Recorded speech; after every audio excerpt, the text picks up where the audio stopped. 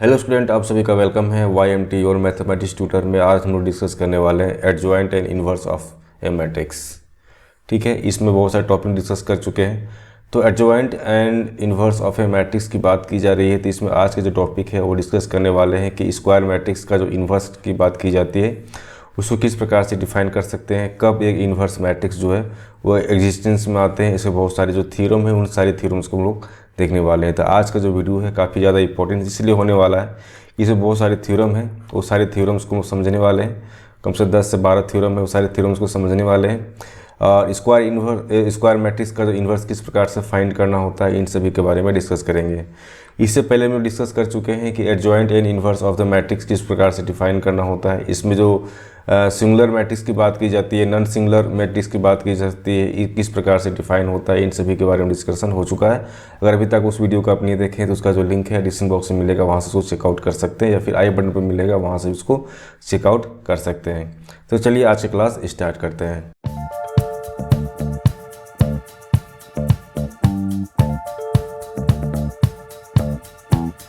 Inverse, ठीक है, या फिर बोल सकते हैं reciprocal of A square matrix. एक स्क्वायर मैट्रिक्स की बात की जा रही है, दैट मीन्स इसका जो ऑर्डर है आपका 2x2 या 3x3 का ऑर्डर मिल सकता है। ठीक है, जिसमें क्या होगा, रो और कॉलम आपका सेम देखने को मिलता है ना। तो रो और कॉलम जब सेम देखने को मिलता है, दैट मीन्स कह सकते हैं वो मैट्रिक्स कैसा आपका स्क्वायर मैट्रिक्स है। तो उस स्क्वायर मैट्रिक्स का अगर हमको इन्वर्स निकालना होता है या फिर रेसिप्रोकल करते हैं उसका, तो किस प्रकार से करना होता है, उसका क्या रूल्स होते हैं। ठीक है, तो let A be the square matrix of n order. पहला कंडीशन ये होता है कि ठीक है, एक स्क्वायर मैट्रिक्स है जो एन ऑर्डर का होना चाहिए। ठीक है, जो आपका ए है। Then a matrix B if such matrix exist. ठीक है, जब वो जो मैट्रिक्स बी की बात की जाती है, यदि ये एग्जिस्ट करता है, ठीक है, देन हम कह सकते हैं इन्वर्स ऑफ ए। ठीक, तो देन हम कह सकते हैं inverse of A. That means क्या होगा, A B equal to B A equal to unit matrix I n, है ना। इस यहाँ पे थोड़ा समझने वाली बात है। अगर हम बात करते हैं ए, ठीक है, ए क्या है आपका, एक स्क्वायर मैट्रिक्स है। ठीक है, अब इसका जब इन्वर्स फाइंड करेंगे, दैट मीन्स हम ए इन्वर्स की बात की जा रही है, इसका मैट्रिक्स निकलेगा, है ना। इस मैट्रिक्स को हम लोग बी से डिनोट कर दिए, है ना। देन क्या होगा कि आप जब ए और ए इन्वर्स को या फिर ए इन्वर्स को या फिर ए को, है ना, आपस में जब इसको मल्टीप्लाई करेंगे या इसको मल्टीप्लाई करेंगे तो क्या होगा, आपका एक यूनिट मैट्रिक्स देखने को मिलेगा, जो आपस में क्या होंगे, इक्वल देखने को मिलेगा। वही बात कहा गया है कि ठीक है, अगर आप बात करते हैं किसी भी स्क्वायर मैट्रिक्स का, उसका इन्वर्स निकालने की बात की जाती है, तो उसमें आप क्या होगा, जब उसका इन्वर्स निकालेंगे तो निकालने के बाद क्या होगा, जब ए जो स्क्वायर मैट्रिक्स है उसका जब इन्वर्स है, आपस में जब मल्टीप्लाई करते हैं, है ना, जब आपस में इसको मल्टीप्लाई करते हैं, या फिर बी ए की बात करते हैं, यहाँ पे ए बी क्या है आपका, ए इन्वर्स है, यहाँ पर बी क्या है आपका, ए इन्वर्स है। ठीक है, तो ए इन्वर्स से मल्टीप्लाई करते हैं, फिर ए इन्वर्स ए को मल्टीप्लाई करते हैं, तो इससे क्या होगा, आपका एक यूनिट मैट्रिक्स निकलेगा जो आई एन, जो इस प्रकार से डिनोट करता है। यहाँ तक क्लियर होगा। देन हम कह सकते हैं कि inverse of square matrix A जो है उसको हम इस प्रकार से डिनोट करते हैं। इन्वर्स की बात करते हैं कि इन्वर्स का एग्जिस्टेंस कब होता है ना। तो किसी भी स्क्वायर मैट्रिक्स ए जो है उसका अगर इन्वर्स की बात की जाती है तो वो सिर्फ और सिर्फ कब एग्जिस्ट करेगा, जब ए का जो है वो कैसा रहेगा, वो नॉन सिंगुलर मैट्रिक्स रहेगा। देन हम कह सकते हैं कि उसको हम उसका इन्वर्स जो है बना सकते हैं। नॉन सिंगुलर कहने का सेंस यहाँ पे क्या निकल कर आता है कि जो इसका डिटरमिनेंट्स फाइंड करते हैं, मान लो कोई आपके पास कोई भी मैट्रिक्स दिया हुआ है जो आपका 2x2 ऑर्डर का हो सकता है, 3x3 ऑर्डर का हो सकता है। जब इसका वैल्यू निकालेंगे, जब इसका आप डिटरमिनेंट्स निकालते हैं, है ना, तो इसका कुछ ना कुछ क्या होना चाहिए, कुछ ना कुछ इसका नंबर्स आना चाहिए, कुछ ना कुछ इसका वैल्यू आना चाहिए। ठीक है, ऐसा नहीं कि जीरो आ जाए, जीरो नहीं होना चाहिए, भले कुछ भी नंबर्स आपका जो वैल्यू है, जो भी आपके यहाँ पास जो नंबर्स आएंगे, है ना, देन आप कह सकते हैं जो भी यहाँ पे आपके पास नंबर्स आएंगे, देन हम कह सकते हैं कि वो जो मैट्रिक्स है, इस मैट्रिक्स का आप इन्वर्स कर सकते हैं, अगर वो नंबर आता है तब। अगर जीरो आ जाता है देन क्या होगा कि जो स्क्वायर मैट्रिक्स है उसका आप इन्वर्स नहीं बना सकते हैं, है ना। वही बात कहा गया कि ठीक है, आप इन्वर्स की बात की जाती है तो इन्वर्स कब होता है, जब उसका जब डिटरमिनेंट्स फाइंड करते हैं तो उसका डिटरमिनेंट्स का जो वैल्यू है वो जीरो नहीं आना चाहिए। जब जीरो नहीं आएगा देन आप उस स्क्वायर मैट्रिक्स का जो है इन्वर्स आप फाइंड कर सकते हैं। ये कंडीशन है इन्वर्स जो मैट्रिक्स है उस मैट्रिक्स का जो वैल्यू किस प्रकार से निकालना, या फिर बोल सकते हैं कि स्क्वायर मैट्रिक्स का इन्वर्स में चेंज हो सकता है। ठीक है, उसी में नोट दिया हुआ है आपका कि ए इन्वर्स निकालने की बात करते हैं तो वो क्या होता है, adjoint A by determinant A की बात करते हैं। या फिर यहाँ पे लोग डिस्कस किए हुए थे कि ठीक है, पास कोई मैट्रिक्स दिया हुआ है उसका अगर इन्वर्स निकालते हैं, या फिर तो आपस में क्या करें, इसको मल्टीप्लाई करिए, पहले इन्वर्स निकालें फिर इसका ए हुआ, आपस में सब इसको मल्टीप्लाई करेंगे तो क्या आपको मिलेगा, आपको एक यूनिट मैट्रिक्स मिलेगा, है ना। वही बात यहाँ पे कही गई है। ठीक है, अब आते हैं क्या, यूनिकनेस ऑफ इन्वर्स की बात करते हैं। तो यूनिकनेस ऑफ इन्वर्स की बात की जाती है तो यहाँ पे सिंपल सी बात यही कहेगा कि ठीक है, आपके पास कोई स्क्वायर मैट्रिक्स है ना, और उस स्क्वायर मैट्रिक्स का अगर इन्वर्स की बात की जा रही है तो वो कब यूज करेगा, जब उसमें कोई यूनिकनेस की बात की जाती है तब। जैसे कि हम बोल सकते हैं कि पास ए और बी जो है वो बोथ क्या है, एक जो मैट्रिक्स है उस मैट्रिक्स का जो इन्वर्स जो है वो इन्वर्स मैट्रिक्स में आपका ए और बी दोनों देखने को मिलता है। देन हम कह सकते हैं कि बी और ए जो है, सॉरी बी और सी जो है आपस में इक्वल होंगे, है ना। इस प्रकार से ये काम करता है। इसका जो प्रूफ है वो प्रूफ के बारे में भी हम नेक्स्ट क्लास में आपको बताएंगे। फिलहाल आप ये समझिए कि इसका जो थ्योरम है वो क्या है, कि ठीक है आप बात कर रहे हैं यूनिकनेस की बात कर रहे हैं, या आप बात कर रहे हैं यूनिक की बात कर रहे हैं, तो एक स्क्वायर मैट्रिक्स का इन्वर्स जो है ना, वो अगर एग्जिस्ट करता है यूनिक में, है ना, देन क्या होगा, उसके जितने भी आप इन्वर्स की बात की जाती है ना, वो सारे जो है वो भी क्या करेगा, आपका इन्वर्स मैट्रिक्स में ही क्या करेगा, बिलोंग करेगा, और दोनों के होंगे आपस में इक्वल देखने को मिलेगा। ठीक है, अब आते हैं कुछ थ्योरम जो काफ़ी ज़्यादा इंपॉर्टेंस है। ये थ्योरम आप बहुत ज़्यादा यूज़ करते हैं, ठीक है, एग्जाम क्वेश्चन में भी, और इस तरह का थ्योरम अगर पहले से पता रहेगा तो क्वेश्चन को काफ़ी इजीली आप सॉल्व कर पाएंगे।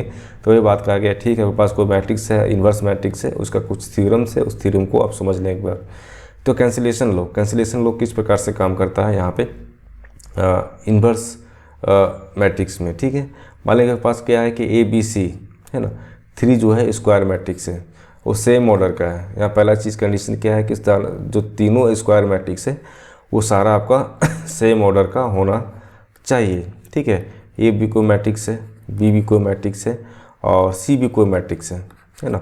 ये सारे मैट्रिक्स जो है आपका सेम ऑर्डर का होना चाहिए। दैट मीन्स इसका जो ऑर्डर है वो सबका ऑर्डर आपका सेम होना चाहिए, है ना। देन आप क्या कर सकते हैं कि ए बी इक्वल टू आप ए सी कर सकते हैं। ठीक है, ए बी को मल्टीप्लाई करते हैं, है ना, इतना इक्वल टू क्या होगा, आपका ए सी होगा। और यहाँ पर अगर इस तरह कंडीशन दिया हुआ है, देन आप यहाँ पे क्या होगा, जब ए जो है वो कंडीशन एक फॉलो करना चाहिए, वो कैसा होना चाहिए, नॉन सिंगुलर होना चाहिए। जब नॉन सिंगुलर होगा देन आपका बी इक्वल टू सी देखने को मिलेगा। ठीक है, अब नॉन सिंगुलर क्या होता है, सिंपल बात कहा गया कि ठीक है, इसका जो अगर इसका डिटरमिनेंट्स फाइंड करेंगे तो इसका डिटरमिनेंट्स का कुछ ना कुछ आपका वैल्यू जो है वो निकल के आपका आना चाहिए। ठीक है, इसका जब डिटरमिनेंट्स फाइंड करेंगे तो इसका जो कुछ वैल्यू निकल के आना चाहिए, है ना, देन हम कह सकते हैं क्या है, वो नॉन सिंगुलर आपका मैट्रिक्स है।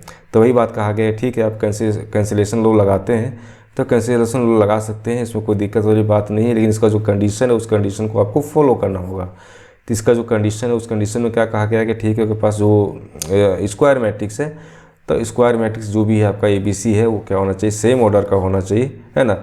जिसमें क्या होगा कि A B equal to B C जो है, आप इसमें कैंसिलेशन लॉ लगाना चाह रहे हैं तो ए जो है वो कैसा होना चाहिए, आपका नॉन सिंगुलर होना चाहिए। देन आप क्या कर सकते हैं, यहाँ पे कैंसिलेशन लॉ लगा सकते हैं, जिसमें कि आपका बी इक्वल टू सी निकल के आएगा। ठीक है, इसमें नोट यही बताया गया है कि ठीक है, आपके पास बी ए इक्वल टू आपका सी ए दिया हुआ है, और ये क्या होना चाहिए, नॉन सिंगुलर होना चाहिए।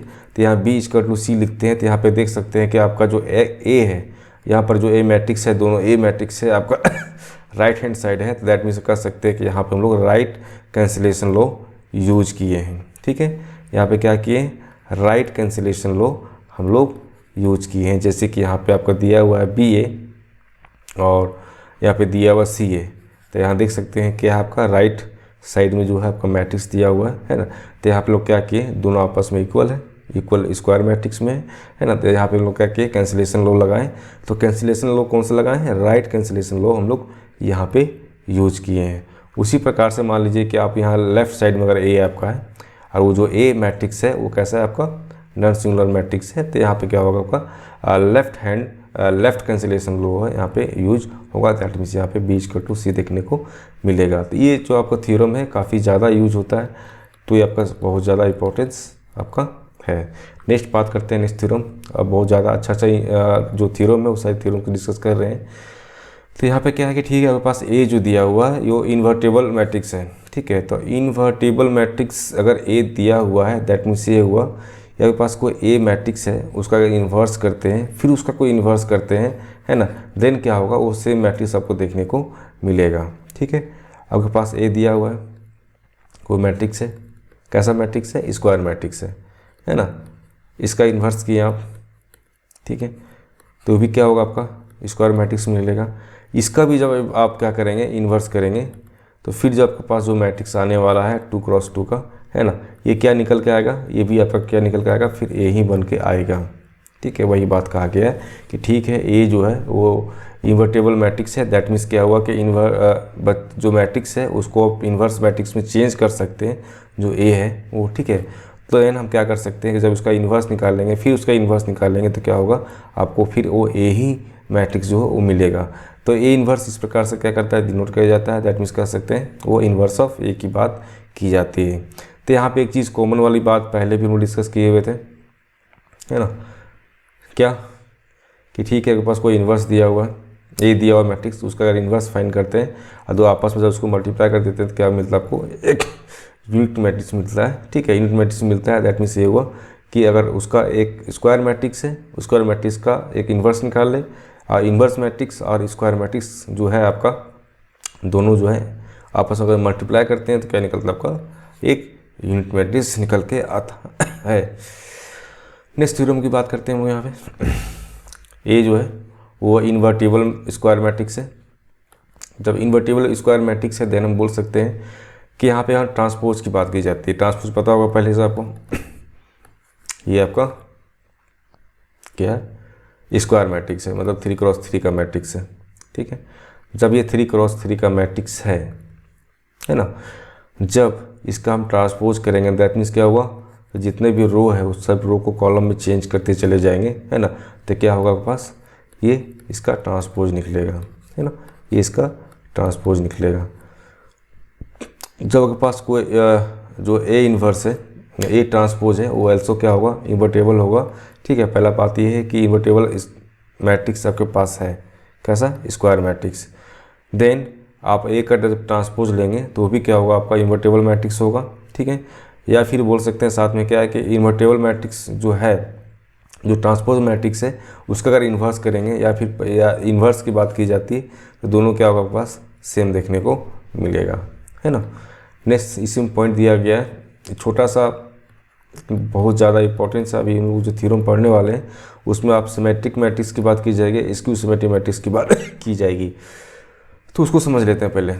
ठीक है, अगर सिमेट्रिक मैट्रिक्स की बात की जाती है दैट मीन्स ये हुआ कि इसको डायगोनल को छोड़ के, उसके जो डायगोनल में दिए हुए इसको छोड़ के उसके जितने भी रो और कॉलम है आपस में उसके जितने एलिमेंट्स हैं सारे एलिमेंट्स क्या होना चाहिए, इक्वल होना चाहिए। मतलब वही बात क्या है, AIJ = AJI जो है आपस में इक्वल जब होगा तो देन कह सकते हैं कि वो जो मैट्रिक्स है वो क्या है, आपका सिमेट्रिक मैट्रिक्स है।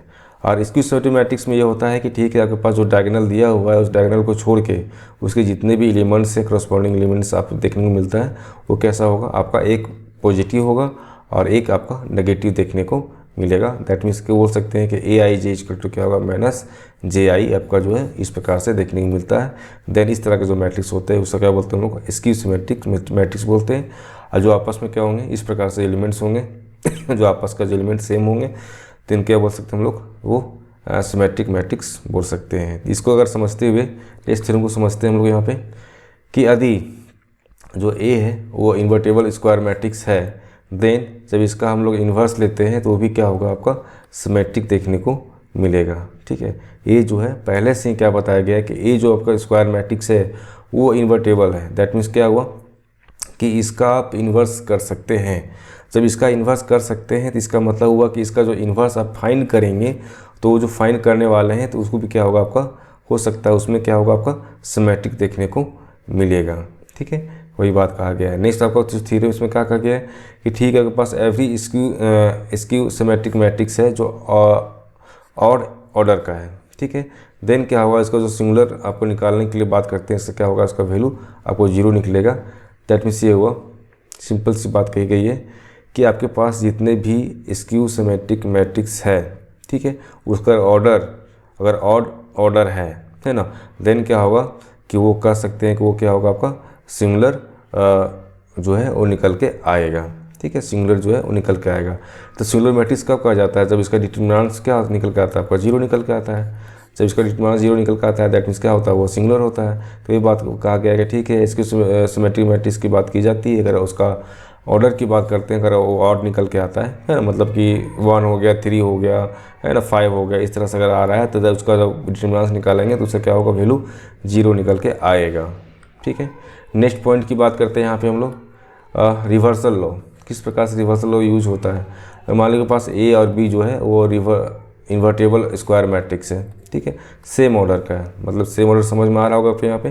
दैट मीन्स क्या होगा, 2x2 का या 3x3 का है, आप सेम ऑर्डर होना चाहिए, दोनों ए भी होना चाहिए और बी भी होना चाहिए, है ना। ए की बात करते हैं तो ए भी क्या होना चाहिए, 2x2 का मैट्रिक्स होना चाहिए, है ना। और ए बी जो बी की बात करते हैं वो भी क्या होना चाहिए, आपका 2x2 का ही मैट्रिक्स होना चाहिए, है ना कि आपको 3x3 का मैट्रिक्स होना चाहिए। और ये है और ये है तो ऐसी बात नहीं हो रही है, बात हो रही है दोनों जो है आपका एक स्क्वायर मैट्रिक्स है और सेम ऑर्डर का है। देन आप क्या हो सकता है कि ए बी जो है वो क्या होगा, इन्वर्टेबल होगा, ए बी जो है इन्वर्टेबल होगा। ठीक है, और साथ में क्या देखने मिलेगा कि ए बी का जो है उसका इन्वर्स करते हैं, ए बी आपस में मल्टीप्लाई करते हैं, उसके बाद उसका इन्वर्स करते हैं, या फिर पहले बी का इन्वर्स कर लेते हैं और फिर उसके बाद ए का इन्वर्स कर लेते हैं और आपस में क्या करते हैं, उसको मल्टीप्लाई कर देते हैं, तो दोनों का जो वैल्यू है आपको सेम देखने को मिलेगा। तो ये काफ़ी ज़्यादा इंपॉर्टेंस है और काफ़ी ज़्यादा पूछा भी जाता है। ठीक है, तो इसको आपको माइंड में रखना है, बहुत ज़्यादा यूज होता है ये, है ना। नेक्स्ट आपका जो थ्योरम है, थ्योरम 7 की बात करते हैं यहाँ पे कि इफ़ ए जो है वो इन्वर्टेबल स्क्वायर मैट्रिक्स है ऑर्डर n, मतलब कि ऑर्डर n की बात की जा रही है, इसमें कोई सेम ऑर्डर की बात नहीं की जा रही है, ऑर्डर n की बात की जा रही है ना। जो है आपका a जो है वो क्या है, इन्वर्टेबल स्क्वायर मैट्रिक्स है जो आपका n ऑर्डर का है।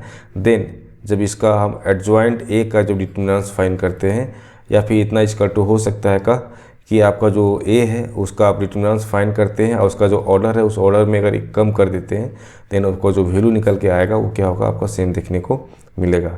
मतलब यहाँ पर सोच रहे हैं कितना सिंपल हो जा रहा है कि सबसे पहले क्या है कि आपका जो a, ठीक है, ए स्क्वायर मैट्रिक्स है, इसका आप एडजॉइंट निकालते हैं। ठीक है, एडजॉइंट ए अगर दिया हुआ है तो इसका डिटरमिनेंट्स निकालते हैं। ठीक है, एक ही करके डिटरमिनेंट्स निकालिएगा, उसका जो वैल्यू निकल जाएगा। आप सिंपली क्या करना है आपको, जो ए दिया हुआ है उसका आप डिटरमिनेंट्स फाइंड कीजिए। ठीक है, अब इसका जितना ऑर्डर है, मान लीजिए कि आपका 3x2 का ऑर्डर है ना, मतलब n मतलब क्या हुआ कि 3x3 का ऑर्डर हो सकता है, 2x2 का ऑर्डर हो सकता है ना, 4x4 का ऑर्डर हो सकता है। तो जितना भी n है, n मतलब यहाँ 4 हो, n की जगह पे 4 - 1 करें मतलब 3 हो जाएगा। और जो भी इसका डिटरमिनेंट निकला है, मान लीजिए डिटरमिनेंट आपका 8 निकला, 8 का पावर कितना हो जाएगा, 3 हो जाएगा। इसको आपस में मल्टीप्लाई करेंगे तो आपका जो वैल्यू निकल के आएगा वो क्या होगा, आपका आंसर होगा।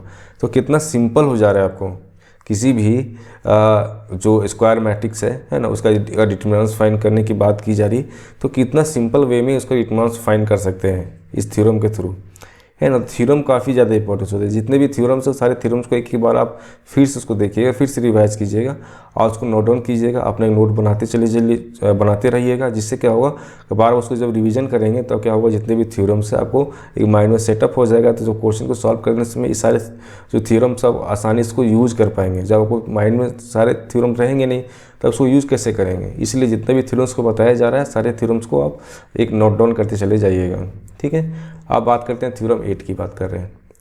ठीक है, यहाँ पे क्या आपका ए जो है वो कैसा इन्वर्टेबल स्क्वायर मैट्रिक्स है। अब इन्वर्टेबल स्क्वायर मैट्रिक्स क्या होता है इसके बारे में कितना बार आपको बता चुके हैं। वैसा स्क्वायर मैट्रिक्स जो आप उसको इन्वर्स में चेंज कर सकते हैं, है ना, इन्वर्स स्क्वायर मैट्रिक्स में चेंज कर सकते हैं, मतलब वो सारे क्या हुआ, आपका इन्वर्टेबल स्क्वायर मैट्रिक्स हो गया। आपका ऑर्डर क्या है, आपका n ऑर्डर का है। ठीक है, वही बात का गया 2x2 का ऑर्डर हो सकता है ना, 3x3 का ऑर्डर हो सकता है। मतलब यहाँ सिर्फ n लिखा हुआ मतलब क्या हुआ, स्क्वायर मैट्रिक्स हो गया। अगर n × m लिखा रहता मतलब क्या होता, वो स्क्वायर मैट्रिक्स नहीं, सिर्फ वो मैट्रिक्स है। यहाँ पे सिर्फ n लिखा हुआ, दैट मीन्स ये हुआ वो स्क्वायर मैट्रिक्स की बात की जा रही है ना।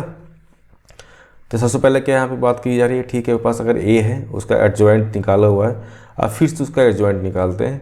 तो ये किसके बराबर होगा, ये बराबर होगा, आप डिटर्मिनेंट्स ए की बात कर रहे हैं उसमें से n-1 करेंगे और इनटू क्या करेंगे, ए करेंगे। दैट मीन्स ये हुआ कि आप दोनों का जो वैल्यू है आपको सेम देखने को मिलेगा। ठीक है, ये आपका बोल सकते हैं कि सिंपल सा अगर क्वेश्चन होता है, जो फार्मूला बेस्ड क्वेश्चन होता है उस तरह के क्वेश्चन में ज़्यादा आपका थ्योरम जो है यूज होता है ना।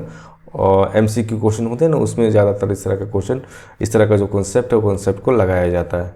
नेक्स्ट आपको थ्योरम करते हैं 9, जिसमें क्या बताया गया है, ठीक है आपके पास A और B जो है वो दोनों क्या है, इन्वर्टेबल स्क्वायर मैट्रिक्स है, अब सेम ऑर्डर का है।